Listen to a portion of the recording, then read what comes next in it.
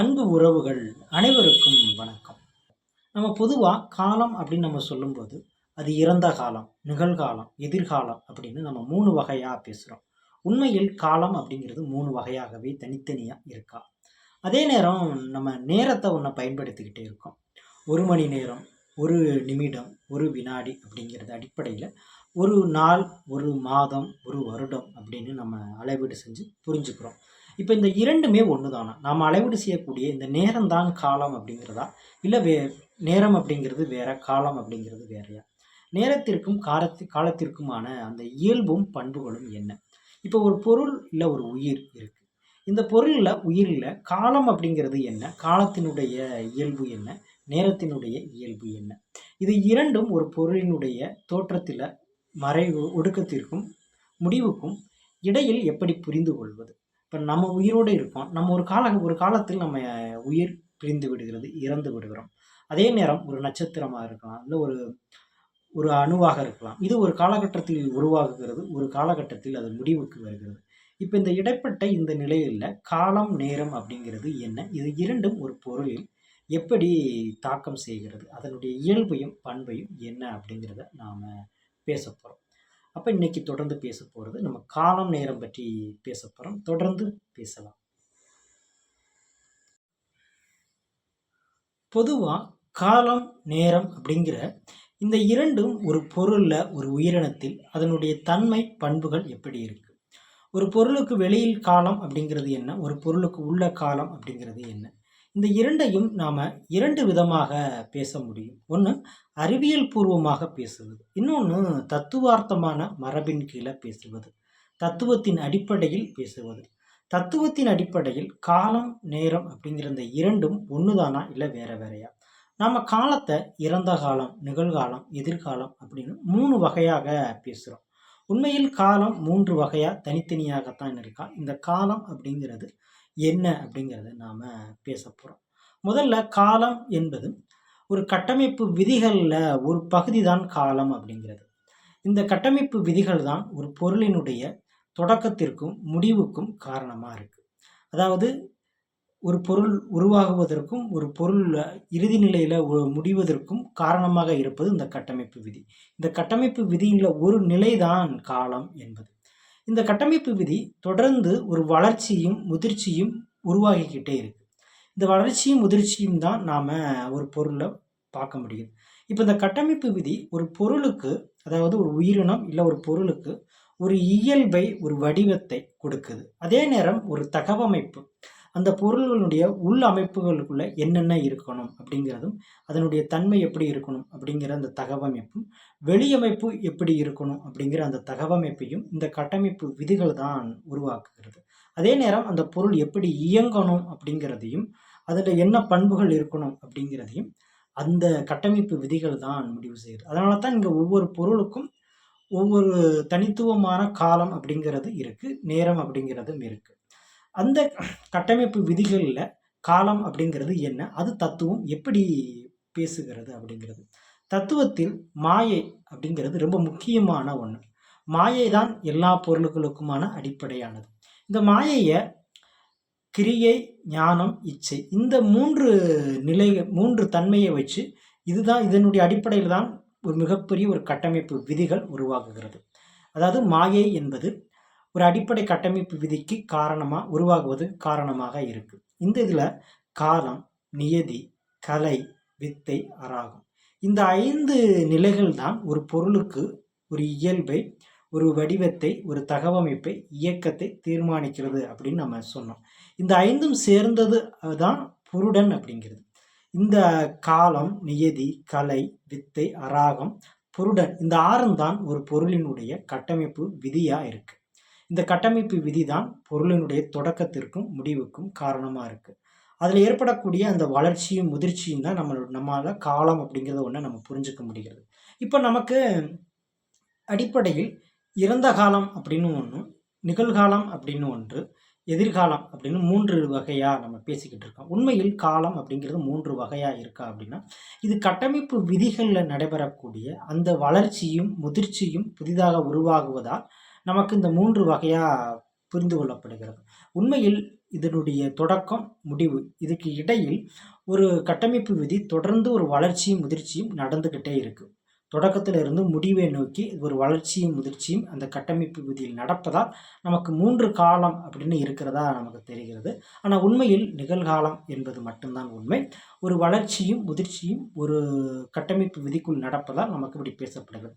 ஆனா இப்ப நம்ம இறந்த காலம், நிகழ்காலம், எதிர்காலம் அப்படின்னு நம்ம புரிஞ்சுகிட்டு இருக்கோமே, அது எது அப்படின்னா, ஒரு மொழிக்காகவும், ஒரு மொழியினுடைய நிலைக்காகவும் தான் நமக்கு இறந்த காலம், நிகழ்காலம், எதிர்காலம் அப்படின்னு நம்ம பேசிக்கிட்டு இருக்கோம். ஆனா தத்துவ மரபில் இது ஒரு கட்டமைப்பு விதி. இந்த கட்டமைப்பு விதியில தொடர்ந்து ஒரு வளர்ச்சியும், முதிர்ச்சியும் நடக்கும். அந்த வளர்ச்சியும், முதிர்ச்சியும் நடைபெறுவது தான் நம்ம நிகழ்காலம் அப்படின்னு நம்ம சொல்றோம். இப்ப அதே நேரத்துல இப்ப நமக்கு ஒரு நேரம் அப்படின்னு ஒண்ணு பேசப்பட்டுக்கிட்டே இருக்கு. நேரத்த நாம நேரத்தில் நம்ம பயணிச்சுக்கிட்டே இருக்கோம். இந்த நேரம் அப்படிங்கிறது என்ன? நேரம் அப்படிங்கிறது கட்டமைப்பு விதிகளுக்குள்ள ஒண்ணா, இல்ல வேறயா அப்படிங்கிறத நாம பேசணும். இப்போ நேரம் அப்படிங்கிறத நம்ம அடிப்படையில் நம்ம எப்படி புரிந்து கொள்கிறோம்? எப்படி அத நம்ம அளவீடு செய்றோம் அப்படின்னா, நம்மளுடைய சூரிய குடும்பம். நம்மளுடைய சூரிய குடும்பத்தில இருக்கக்கூடிய கோள்கள், நம்முடைய பூமி. இதனுடைய நிகழ்வுகளத்தான், இதனுடைய இயக்கத்த நாம நேரமா அளவீடு செய்றோம். இப்ப பூமி தன்னைத்தானே சுற்றிக் கொள்ளக்கூடிய அந்த நிகழ்வு, அந்த இயக்கத்த நமக்கு ஒரு நாள் அப்படிங்கிறத நம்ம புரு அளவிட முடிகிறது. அதாவது 24 மணி நேரம் அப்படிங்கிற அந்த அந்த இயக்கத்த அந்த இயக்கத்த 24 மணி நேரம் அப்படிங்கிற ஒரு நிகழ்வு நமக்கு கிடைக்கும். அதே நேரம் பூமிய நிலவு சுற்றக்கூடிய அந்த இது 1 மாதம் அப்படிங்கிறத ஒரு அடிப்படையில் நம்ம புரிஞ்சுக்கிறோம். அதே நேரம் சூரியன பூமி சுற்றக்கூடிய அந்த நிகழ்வு, அந்த இயக்கத்த ஒரு வருஷம் அப்படின்னு நம்ம கணக்கிடுறோம். அப்போ ஒரு ஒரு நாள் அப்படிங்கிறது 24 மணி நேரம். அந்த 24 மணி நேரத்துல 1 மணி நேரம் என்பது 60 நிமிடங்கள். 1 நிமிடம் என்பது 60 வினாடி. இந்த அடிப்படைய நம்ம அளவீடு செய்றோம். உண்மையில் இந்த இந்த இந்த இயக்கத்திலிருந்து ஏற்படக்கூடிய அந்த அளவீடு தான் நமக்கு நேரம் அப்படிங்கிறது. ஆனா தத்துவம் நேரத்த எப்படி பேசுகிறது? பொதுவா நாம ஒரு நீளத்த அளக்க முடிகிறது, உயரத்த அளக்க முடியுது, அகலத்த அளக்க முடிகிறது. அதே மாரி ஒரு இயக்கத்த நாம அளவீடு செய்யக்கூடிய அந்த முறை தான் நமக்கு நேரம் அப்படிங்கிறது. இந்த நேரம் நாளாக இருக்கு, மாதமாக இருக்கு, வருடமாக இருக்கு. இந்த இயக்கத்த தத்துவம் எப்படி பேசுகிறது? தத்துவம் ஒரு செயல்திறன் அப்படிங்கிறதுல இருந்து பேசுகிறது. செயல்திறன் அப்படிங்கிறது என்ன அப்படின்னா, இருப்பும், இயக்கமும் அதிலிருந்து ஏற்படக்கூடிய ஒரு தாக்கம். இந்த 3ம் தான் செயல்திறனுடைய முக்கியமான அம்சம். இந்த செயல்திறன் என்பது இருப்பையும், இயக்கத்தையும் தீர்மானிக்கிறது. அதே நேரத்துல அது ஒரு தாக்கம் உருவாக்கிக்கிட்டே இருக்கு. இப்போ இந்த செயல்திறன் அப்படிங்கிறதுக்கு எது காரணமா இருக்கு அப்படின்னா, குணம் அப்படிங்கிற தத்துவம் தான் காரணமா இருக்கு. குணம் அப்படிங்கிறது 3 தத்துவம். சாத்விகம், ராஜதம், தாமதம். இந்த சாத்விகம், ராஜதம், தாமதம் என்பது ஒரே பிணைப்பில் இருக்கக்கூடிய 3 பண்புகளை சொல்லுகிறது. அதாவது சாத்விகம் என்பது ஒரு நடுநிலையான ஒரு பண்பையும், அதே இது தாமதம் என்பது ஒரு குறைவான ஒரு நிலையையும், ராஜதம் என்பது ஒரு அதிகமான ஒரு நிலையையும், அதிகமான பண்பு நிலையையும் சொல்லுகிறது. இந்த 3ம் தான் ஒரு பொருள், அதாவது ஒரு பொருளினுடைய ஒரு செயல்திறன தீர்மானிக்குது. இப்ப நீங்க ஒரு பொருள் அப்படின்னு எடுத்துக்கிட்டீங்கன்னா, அதுல பல செயல்திறன்கள் இருக்கும். இப்ப நம்ம எடுத்துக்கிட்டா நமக்கு சாப்பாடு, தூக்கம், கழிவுகள், இனப்பெருக்கம் அப்படி இருக்கிற மாரிக்கு, இப்போ ஒரு அணுவ எடுத்துக்கிட்டீங்கன்னா, அதுல பல செயல்திறன்கள் இருக்கும். அப்போ ஒரு செயல்திறன், ஒரு கட்டமைப்பு விதிகள்ல ஒன்றுக்கும் மேற்பட்ட செயல்திறன் இருக்கும். அந்த ஒவ்வொரு செயல்திறனும் ஒரு இருப்பையும், ஒரு இயக்கத்தையும் உருவாக்கி செயல்படுத்திக்கிட்டே இருக்கும். இப்போ இந்த குணம் அப்படிங்கிறது ஒரு இருப்பை, இயக்கத்த தீர்மானிச்சுக்கிட்டே இருக்கு. அதாவது இந்த குணம் அப்படிங்கிறது தொடர்ந்து அது நிலைநிறுத்தப்பட்டுக்கிட்டே இருக்கு. ஏன் தத்துவத்துல குணம் சொல்லப்படுகிறது அப்படின்னா, இங்க இருக்கக்கூடிய எல்லா பொருள்களுக்குமே நிலையில்லாத ஒரு பொருள்கள். நிலையாமையை உடையது. எல்லா பொருள்களுக்கும் அதனுடைய இருப்பு நிலைநிறுத்தப்படுகிறது. அந்த நிலைநிறுத்தப்படக்கூடிய அந்த நிலையும், அதிலிருந்து ஏற்படக்கூடிய மாற்றத்தையும் தான் இருப்பும், இயக்கமும் அப்படின்னு நம்ம தத்துவம் பேசுகிறது. அப்ப குணம் அப்படிங்கிற அந்த செயல்திறன் ஒரு இருப்பை, இயக்கத்தையும் தீர்மானிச்சுக்கிட்டே இருக்கு. இப்ப இருப்பு என்பது இயக்கத்துக்கு காரணமா இருக்கு. இயக்கம் என்பது இருப்பிற்கு காரணமா இருக்கு. இதுக்கு இடையில ஒரு தாக்கம் உருவாகிக்கிட்டே இருக்கு. இந்த இந்த இந்த செயல்திறனோட இருக்கக்கூடிய அந்த இயக்கத்தை தான் நாம அளவீடு செய்றோம். அந்த அளவீடின் முறையில தான் நமக்கு ஒரு பொழுது அப்படிங்கிறது கிடைக்கும். தத்துவத்துல நமக்கு நேரம் அப்படிங்கிறத விட பொழுது அப்படிங்கிறத ரொம்ப முக்கியமானது. அது சிறு பொழுது, பெரு பொழுது அப்படிங்கிறது. நம்ம நேரமாக நம்ம அறிவியல் பூர்வமாக பேசுமே தவிர, ஆனால் தத்துவம் பொழுது அப்படின்னு தான் சொல்கிறது. தத்துவத்தில் பொழுது தான் ரொம்ப முக்கியமானது. அப்போ அந்த செயல்திறனுடைய ஒரு பகுதியாகத்தான் நமக்கு நேரம் அப்படிங்கிறது கிடைக்கிறது. அந்த நேரத்தை நம்ம அளவீடு செஞ்சு நம்ம வாழ்க்கையை பயன்படுத்திக்கிட்டு இருக்கோம். அப்போ இந்த கட்டமைப்பு விதி, 2வது செயல்திறன். இது 2க்குமான இடையில தான் காலம், நேரம் அப்படிங்கிறது இருக்கு. இப்போ காலம் என்பது கட்டமைப்பு விதிகளில் ஒன்று. செயல்திறன் என்பது கட்டமைப்பு விதிகளுக்கு உள்ள பல செயல்திறன்கள் இருக்கும். ஒரு பொருளில் பல ஒரு ஒரு ஒரு பொருள் எடுத்தால் அதில் பல செயல்திறன்கள் இருக்கும்.